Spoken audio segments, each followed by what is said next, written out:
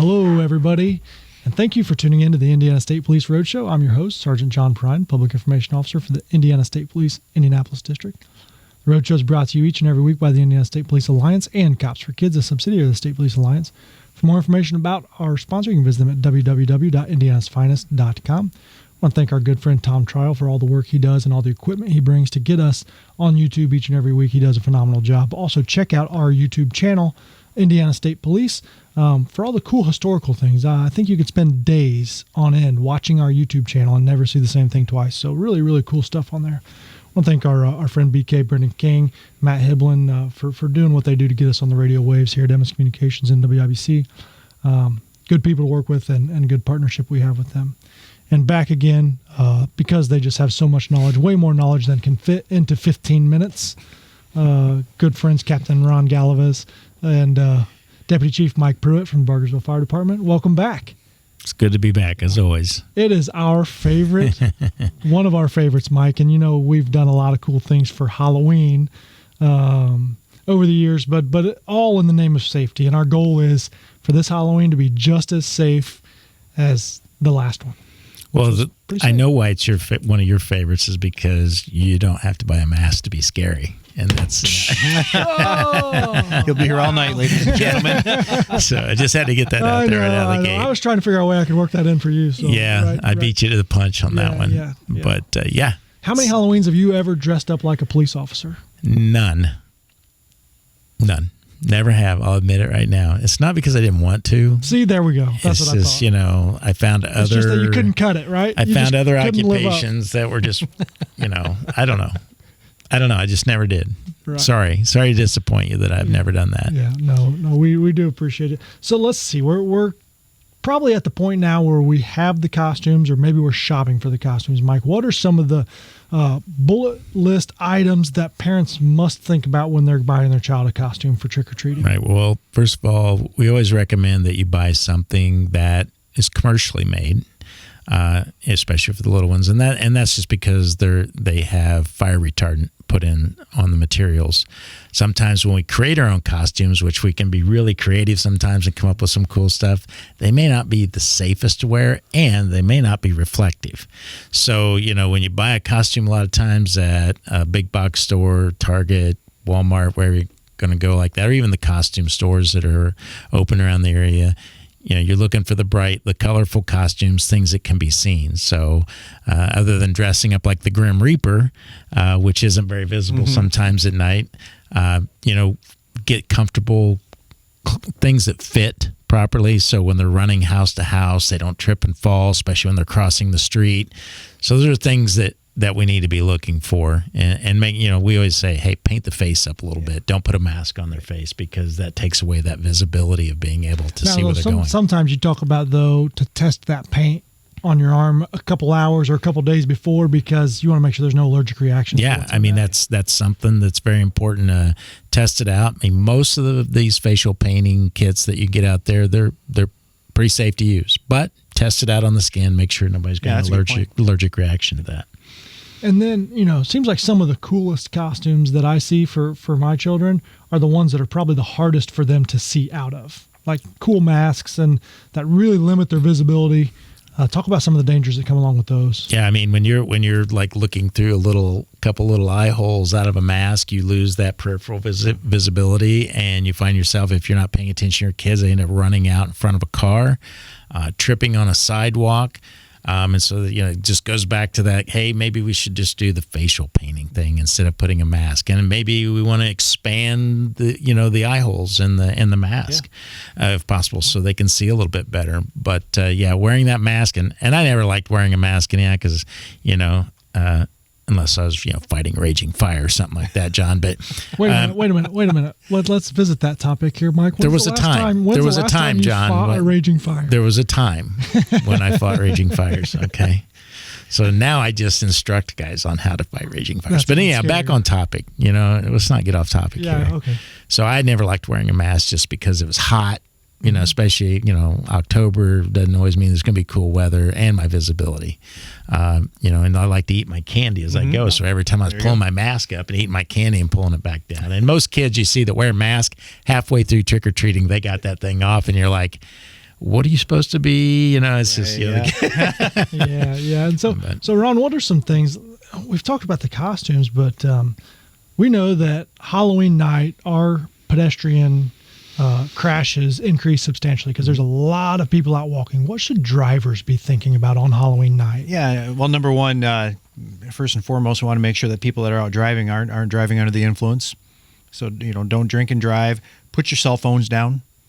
Put down anything and turn off anything that's going to be a distraction because, again, we're going to have kids darting across the street. They may come out from behind parked cars, hidden driveways, bushes, things of that nature. So, again, expect the unexpected.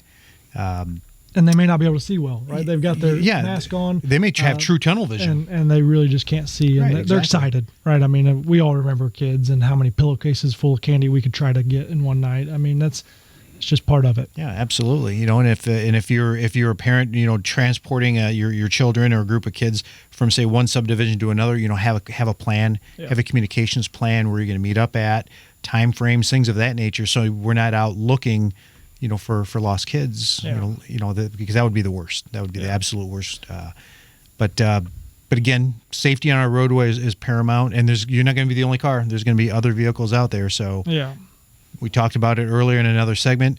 Patience, exercise an exorbitant amount of patience because it's all about fun. It's about having fun, but we have to be safe at the same time. Yeah, and Mike, the captain mentioned lost kids, and that's something that we often touch on is a couple of things, but trick-or-treating in areas that you're familiar with and that your children are familiar with. I always recommend taking in the trunk or treats. Yes. Those are huge. I know in the town I live in, huge event, and that's where a lot of the kids go. And but go to neighborhoods that you're familiar with, whether it's your own or maybe family members that live in other neighborhoods. Kind of focus on those areas because if you go into an area you're not familiar with, sometimes people don't like Halloween. Let's just be honest. It's not they're out on Halloween for all the wrong reasons. And sometimes you just kind of want to go where things are safe. So but the trunk or treat thing, I mean, you can't go wrong there. There's plenty of candy. Yeah. And I would recommend that if you have a young child that, nobody wants to deal with a lost child. That's scary, right? Mm-hmm. But have a photograph of them that night that you can show law enforcement. We can quickly disseminate that photograph amongst ourselves to help locate. But the unfortunate thing would be as if you say, well, he was dressed up like a Mandalorian. And then you look around and you see 25 Mandalorians, right? So try to do something that's distinct and that we can help. But also talk to your children that if you do get separated as a child, and I have this conversation with my children all the time, stay where you are. You don't need to go looking for me. I'm coming looking for you. But if we're both looking for each other, we may be going around in circles. So stay where you are. Your kids are easy to find, though. They dress up as firefighters every year. Well, they did once. And the funniest thing about that, and Mike remembers, is at the end of the night, I looked back in the back seat, and my youngest son, who was dressed as a fireman, was sound asleep. I mean, just out. And I said, perfect. Natural. Natural. Natural. Perfect. So we covered the costumes, the drivers, the kids. What about, you touched on it briefly, but I think it's real important, visibility. It gets dark, right? By the end of October, it's dark by 7 o'clock. Yeah. So what are some things, some cheap ideas that people may have to offer that? Glow necklaces. Having a bright costume, but glow necklaces, flashlights are very important. They can carry a flashlight. The little chemical sticks you can buy, all different colors of those, just making a necklace out of it, putting on or buying some reflective tape to put on. I mean, you can find some various types of reflective tape out there that fit right into the costume these days. So just making sure they're visible. Even reflective tennis shoes, right? I reflective tennis shoes.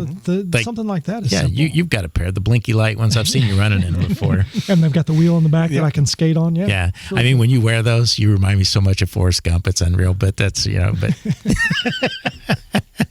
but anyhow, yeah, making sure everybody's visible. They even make the pumpkins you can carry around that have lights in them. You can get don't get a real candle and put it in there. They actually make the battery-powered candles that you can put in there to light things up. You bring up a good point about candles. What do you always tell folks that are decorating their porches? People will, it looks like something out of a horror movie with people got, candles sitting all over their porch. And, one little, two things could happen. One, they're unattended, set something combustible on fire. The other thing, kid comes up, trips, falls, and falls on the candle. Fire in your front yard. Yeah, they make enough little lights these days that are battery powered that you can make it look just as scary without the real candles. Yeah, great point. So, I love Halloween. I like taking my boys out trick-or-treating, and of course they pay the candy tax. Yeah, for sure. That's right. That's the best thing about being a parent, taking them trick-or-treating. You get first pick, right? So what is your first pick out of, I'm sure Morgan's a little past trick-or-treating, but what was the first pick out of Morgan's candy Reese's stash? Cup. Yeah? Yeah, I eat Reese's Cup all day long. What about you? I'm more of like the Almond Joy, Hershey's, the chocolates, and I don't normally go out and buy that stuff, but because my youngest doesn't like chocolate. Oh, well, that was always convenient. It was totally convenient. So the tax was, I almost felt bad taking it, but somebody had to. Hey, if he doesn't like it, you don't want it to go to waste. And I had to taste test it to make sure it was good for the next piece. So, and that is another thing about the candy, and I like it all, but do take a good look. And it's very rare, almost an urban legend, that somebody intentionally does something to harm a child with candy, but it could be unintentional, right? Maybe some medication accidentally got in there, or you grabbed the wrong piece, or something was opened. And what do you suggest? Well, so buy commercially packaged things. A lot of people like to make homemade treats and give them out, and if you don't know who you're getting that from, like maybe grandma makes you some, Rice Krispie treats or something like that, packaged up, that's good. But also remember, a lot of kids have allergies to certain things, peanut allergies, things like that. So sometimes we come up with some alternative treats for kids that maybe have gluten issues or allergies to things, and you keep those in a separate pumpkin for them or a separate bowl for them to get out of. So if they want that. And here's another thought and this surfaced last year. We one of our troops up north made a traffic stop and came across all these edibles, THC edibles that are out there in other states where marijuana is legal, and we border 2 of those states. And these things were packaged. They said Skittles, and they looked like the real deal. But if you looked closely, and that's where checking your kids' candy is very important, you could see the marijuana leaf. You could see that it even said they're medicated, and they have all the things that they're supposed to have. But on its face, and if you're a young kid, hey, it's bright green or whatever color, and they start tearing into that. So. And again, we don't suspect that people are going to intentionally give out their edibles, right? But if somebody comes across these, you should know. And a couple of things on those is, I can assure you that these candy companies, we've been in contact with them before. They want to know, because they don't want these people replicating their product. And so they want to know. So if you do come across those edibles that look like they're drugs, they're illegal in Indiana, contact the police and let us know. And again, we don't think that the neighbor is going to be giving your kids those, but they may accidentally come across them. Absolutely. Yeah. So, Mike, you going to give out full-size candy bars again this year? We don't do full-size candy bars. Stop. He's setting me up. He's like, let's go to Pruitt's house. He's got full-size candy bars. Yeah, well, I'm going to give out Ron's address at the end of the show, because he does give out full-size candy bars. Does he? Yeah. My wife does. Like, we have the full setup. We have the cobwebs and the trees and the lights, and so. But that's all year, right? Yes. We just leave it up. Christmas lights, we only turn those on for Christmas. But some of them are purple. We change the bulbs and put them in for Halloween. Yeah. But that's. We'll be all ramped up and ready for Halloween this year. So you're a stay-at-home handout candy guy. Yeah, we'll do the local trunk or treat thing, just run down there. But we know as soon as all the kids leave downtown, they're going to shoot. They're going to come out to Uncle Mike's and get to see all the cute kids. And I'm the scary type. I like to scare people, but my wife doesn't think that that's too funny sometimes when the kids come, especially the little ones. And, the big brother's dragging his sister through the yard to get away from me, things like that. I mean, I find the humor in that a little bit, but, so. Well, I think we all love Halloween. We just want everybody to have a safe Halloween.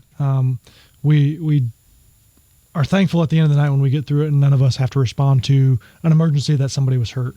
A lot of things going on with driving, kids in the roads, fires, costumes, and we always just hope for the best. And hopefully somebody listening to this will take some of the advice, or maybe just think through some of the things that we've talked about.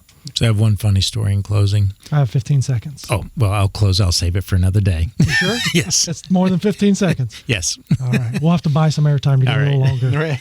All right. Hey, thanks a lot, guys. Everybody have a happy and safe Halloween, and we do appreciate you very much.